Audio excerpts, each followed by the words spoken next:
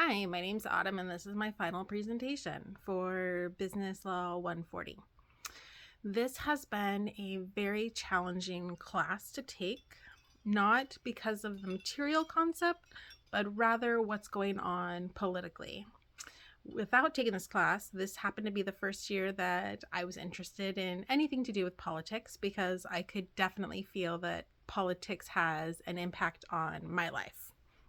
And so going through all of the online courses in the beginning, talking about things such as due process, and finding that that is not the reality of what's happening with our current administration has been extremely triggering and actually put me into therapy because of the amount of stress. And I know I'm not the only one who has a lot of fear over our current administration and everything that's going on, but I'm currently not supportive of what Trump is doing.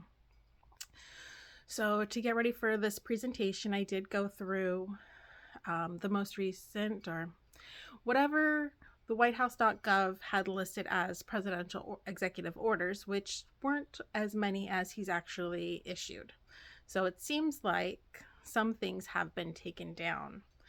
The first one that I could not find on there, but I knew that it happened, was designating English as the official language of the United States. This executive order was made on March 1st, 2025. It's referenced in other executive orders, which is why I had to do a little bit of digging to find it. In the text, it says that the purpose of this executive order is to promote unity, cultivate a shared American culture, ensure consistency in government operations, and create a pathway to civic engagement. It also revokes an executive order from August of 2000, which improves access to services for persons with limited English proficiency. English is a national language. It's always felt like that was our national language, but we were also wanting to be inclusive, to allow others who didn't speak English to have the ability to participate. Living in San Diego my entire life, I've been culturally enriched, and I'm used to individuals not having English as their primary language, living so close to the border. However, everyone that I know makes a valiant effort to speak English. My family receives services through the state, and all of that communication does mention many other Asian languages that it's possible for translation services, which I find to be very beneficial. I think the improving access to services for persons with limited English proficiency is what's actually needed in order to combine the United States. Yes, English can be our primary language, but it doesn't mean that it has to be the only language that's spoken here. And you'll see this if you travel across the world. English is not necessarily the first language for every country, but many countries who rely on tourism are bilingual and have English as a secondary language.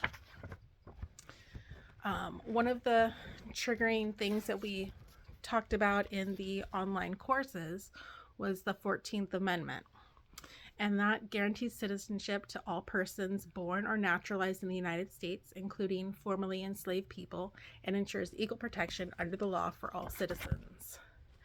Now, due process ensures no state can deprive any person of life, liberty, or property without due process of law. And Congress has the power to enforce this. It's been used to pass the Civil Rights Act of 1964, as well as the Voting Rights Act of 1965. However, our current president is trying to do away with the 14th Amendment, which is very scary. A lot of United States individuals might not be able to claim citizenship any longer. I was trying to figure out at what point does a person need to be able to prove both parental lineages? For example, my paternal grandmother was born in Canada. She did naturalize here in the United States when she married my grandfather so many moons ago. And so based off of Trump's explanation of birthright citizenship, my dad might not be a full-blooded United States citizen because he can't show that both of his parents were born in the United States. And that's concerning. I'm not sure how many generations you need to be able to prove. Luckily, both of my parents were born here in the United States, so I am safe, but it does give me concern over my father, who was U.S. Navy as well. Going through those executive orders, I found on March 31st, Trump made an executive order combating unfair practices in live entertainment market. Pretty much he's trying to cut down on ticket scalpers. I found this to be one of the strangest executive orders that could be signed. Yes, ticket scalpers are a problem. They raise prices for events, so normal citizens don't have the opportunity to attend as they might if they could buy tickets at the stated price. You go to the movies, you have just one price. You only buy your ticket from the movie theater. You don't buy it from a third party. What the grand purpose of that is, unsure yet, but let's see in the next 4 years if ticket scalping goes down. Another executive order that was issued on April 23rd, 2025 was called Restoring Equality of Opportunity and Meritocracy. This is the equality of opportunities, not equal outcomes, is the purpose. So this executive order states that there's a disparate impact liability. A presumption of unlawful discrimination exists where there are differences in outcomes among different races, sexes, etc., even if everyone has an equal opportunity to succeed. In the executive order, there are claims that racial balancing have prohibited white individuals from getting positions. And Trump also claims that the civil rights laws mandate discrimination. And this will repeal Title VI of the Civil Rights Act of 1964. Now that right Title VI prohibits discrimination based on race, color, or national origin in programs that receive federal financial assistance, such as education, healthcare, transportation, and social services. So to me, what this means is that discrimination is now legal. Plain and simple. They want to take away benefits from the underserved populations, those who are at the greatest need, because white people aren't getting, quote unquote, their fair share.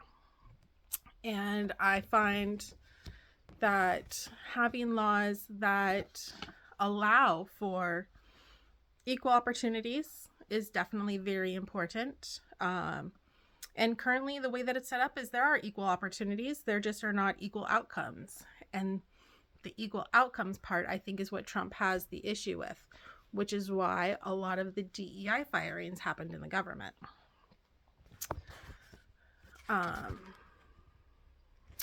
Along the lines of DEI, on April 23rd, there was also the Reforming Accreditation to Strengthen Higher Education executive order. He claims that accreditors have failed and abused their authority. They focused on discriminatory ideology rather than student outcomes. That means that they've been trying to be more inclusive and diverse, and Trump just doesn't like that. Instead of student outcomes, which are graduation rates and succession into the job market. In 2023, the Supreme Court struck down Harvard's race-based affirmative action in college admission ruling, seeing that it violated the Equal Protections Clause of the 14th Amendment. That case was called Students for Fair Admissions, Inc. versus the President and Fellows of Harvard College. It claims that there was focused too much on underrepresented racial and ethnic minority individuals, and therefore unlawful discrimination, because it's focusing too much on the smaller ethnicities that don't have the ability. They don't have the numbers that white people do. And so when you're taking DEI out, diversity, equity, inclusion, you are basically putting everybody in a fish tank that's just a glass bowl with the same colored rocks. You don't have the different coral. You don't have lots of different fish. You just have beta fish who are just going to swim around and do their thing. Tying in with both of those is the April 28th executive order enforcing common sense rules for the road for America's truck drivers. This one states that truck drivers must read and speak English to, quote, converse with the general public, to understand traffic signs and signals, to respond to official inquiries, and to make entries on reports and records, end quote. They were given 60 days to begin enforcement by the Secretary of Transportation. I've already heard of a couple truck drivers losing their license and having fines of over $5,000 because they are not proficient enough in English. I think this is a big disservice to non-English speakers. Yes, having English as a national language is important. Having a vocabulary where you can get the basic information across from one person to another for communication is important as well. And having support set up for translators can be beneficial. Having questions in other languages. And one of the big things that was missing is the pathway to success. Right now, they're just talking about what to do to remove those truck drivers who don't speak English fluently. But they don't talk about helping them get their English better to then qualify. Pretty much you're out on your own. And that's one of the issues, one of the biggest issues with a lot of these executive orders is there is nothing in place for how to move forward in order to get the best outcomes for everyone. The final topic that I wanted to bring up, and this is the one that is closest to my life, is when RFK said that autism destroys families on April 16th, 2025. And he wanted to create an autism registry, which he claims is a disease registry. The objective would be to identify potential environmental causes of autism. This means services are going to be impacted, and they're going to use medical codes to help figure out who should be on this registry. My son has autism, and we've been diagnosed with autism for over 19 years. And it has been a challenge. Autism definitely has not destroyed my family. Yes, my then husband and I have gotten separated because we had different views as to how to proceed with a child that has special needs. And my kid is lucky enough to have 2 loving households now, and I know that I am a better person because of him. Empathy is a superpower above all. And that's what it takes to raise a special needs individual, is having a lot of empathy and time and patience. Now, if this autism registry is enacted, there will be cuts to, there are already plans on being cuts to Medicare, Medicaid, SNAP, IHSS, and these are all services that this population accesses on a daily basis to help meet their needs. This is an already marginalized community. Taking away their services, claiming that they don't have a good enough quality of life, is not going to improve anything. It's actually going to make it harder for everybody, not just those suffering with autism. Not that it's a suffer, but it is a diagnosis.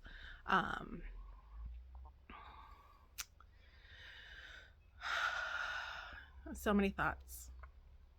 Going too fast.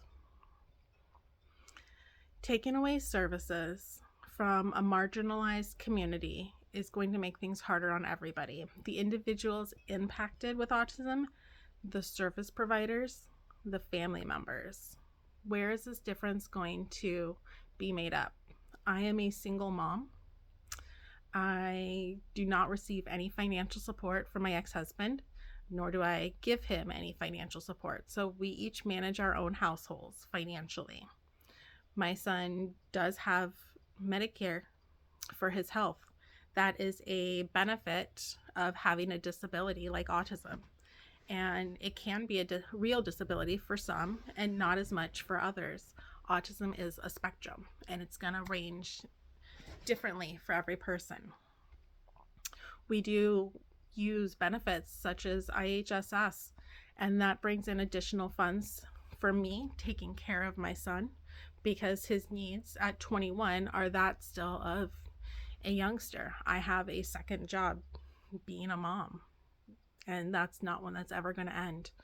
We waited until he was over 18 to apply for any of these additional benefits.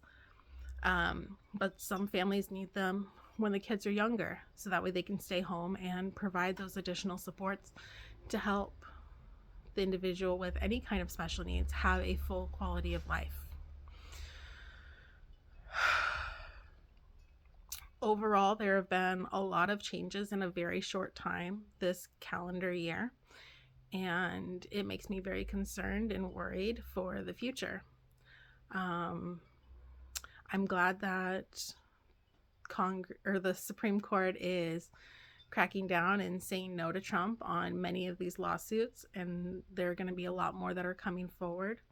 Unconstitutionally, he has taken control, and he's turning our country into a oligarchy where only those with millions of dollars have a say in anything, and taking from the poor to give back to the rich, people who don't necessarily need the funds the same way.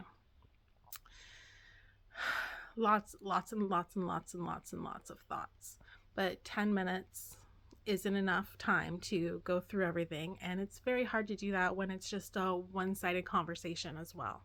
I don't have the opportunity to see your insights on any of these topics, but I was able to share some of mine. I think that we need a new president, and I think it's going to be a big challenge for whoever comes into office next, but we definitely need to have some changes. Thank you.